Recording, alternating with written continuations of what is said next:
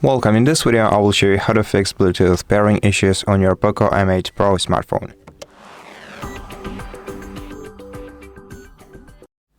First of all, try restarting both your Bluetooth device and your smartphone.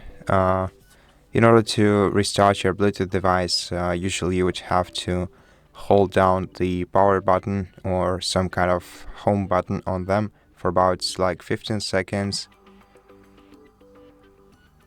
Until they start flashing rapidly and then turn off. Then in a moment they will turn on again. And to restart your phone, hold down power button and volume up key at the same time, then swipe down to reboot and wait until the phone is restarted. And once your phone is restarted, let's unlock it and let's try to pair to our Bluetooth device once again.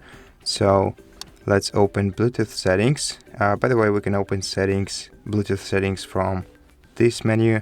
Go to Bluetooth, find your Bluetooth device right here, try Reconnect to it.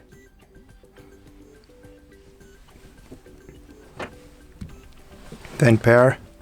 And if you're still having issues, you can go to the device settings, select Unpair to completely remove it. Then make sure to put your Bluetooth device into pairing mode. If it flashes rapidly, that means that it's ready to pair. Tap on it in the available devices list, then tap pair. Okay, and if by now your issues weren't resolved, go to additional settings and you can check your Bluetooth blacklist and see if you don't have your Bluetooth device in here. In this case, you're gonna have to remove it from here. And in order to fix the rest of the issues, we can go to more connectivity options and then select reset Wi-Fi, mobile networks and Bluetooth. Tap reset settings. However, this will also disconnect you from the Wi-Fi connections that you have on your phone currently. So let's select reset settings, then enter your password and tap OK.